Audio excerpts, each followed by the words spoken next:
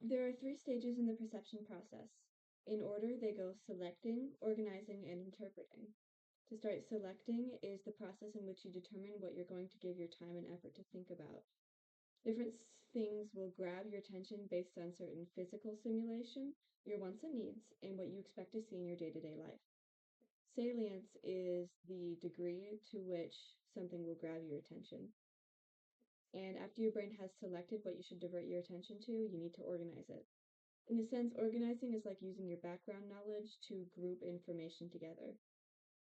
You use taught and learned instincts and skills to group this information based on proximity, similarity, and differences. And lastly, after you've selected it and organized all of that information, you need to interpret it. And interpreting is simply the process of understanding and assigning meaning to the experiences that you're perceiving, the things you're perceiving. We use schemata, which are little databases, to help us in this final step, and we add to those schemata once we've perceived this information so that we can continue to use and build on those schemata. In the video Look Up, we're shown people on their laptops and phones, and they're so attached to them that they don't look up from them. Gary Turk explains, we pretend not to notice our social isolation. He goes on to say that the problem isn't with being alone, rather with not being present with yourself when you're on your device. When we're on our phones, we tune out the world around us. Even the world in our head gets tuned out in a sense. Hence the not noticing our social isolation. Our personal devices have perfected having us only select itself and nothing else. So much so that we struggle to communicate interpersonally and intrapersonally while interacting with such devices, because we're only giving our attention to the screen. And we're doing that because of the intense visual and oral stimulation that these electronic devices provide. Take, for example, your ringtone going off, that's oral stimulation, and bright videos coming off of your phone, that's visual stimulation. And this is, of course, among other things. We are shown that we tend to notice the social complexities of the world more often when we put down our laptops and take off our headphones. Situations like these definitely impact my life because I often find myself scrolling on social media, doom scrolling, as it's been called, to procrastinate work or to pass the time.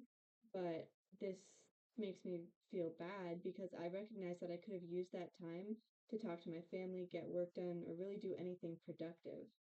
In addition, I fall victim to being the one that's being ignored too. I will occasionally go over to my friend's house and I won't be able to get them off their phone to do something with me, despite them having invited me over.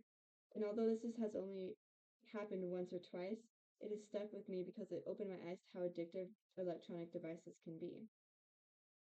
To skip ahead by a question, I can see this being an issue in future and current generations because of the situation that I just described. The incredible ability that smart devices have to be able to suck your attention away is so powerful that anyone can fall victim to it. Your best friend, your family, probably even your coworkers and your teachers. As explained in the video, the behavior of parents and their interaction with such devices are rubbing off on their children. The online phenomenon known as Generation Alpha, being iPad kids, is a perfect example.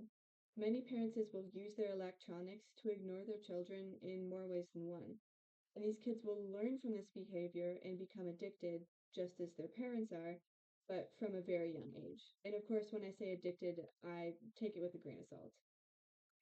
As many of these kids' needs to be socialized it gets ignored by society and caretakers, I can see the future of communication changing significantly. And lastly, social roles are impacted by perceptual accuracy, by people's impressions changing the way you're treated.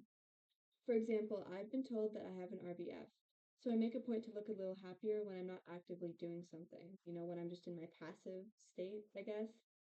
But in situations where I'm too tired to be able to put that mask on, I feel like I can see a lot of people making fundamental attribution errors, and assuming that the reason why I look so mad, sad, or shy, even because I'm not talking, is because I'm a mad, sad, or shy person, I guess. However, in situations where I'm with my friends or I'm talking out loud to someone, people may perceive me as a kinder or more confident person because they can read the tone of my voice and they can perceive me and my intentions better.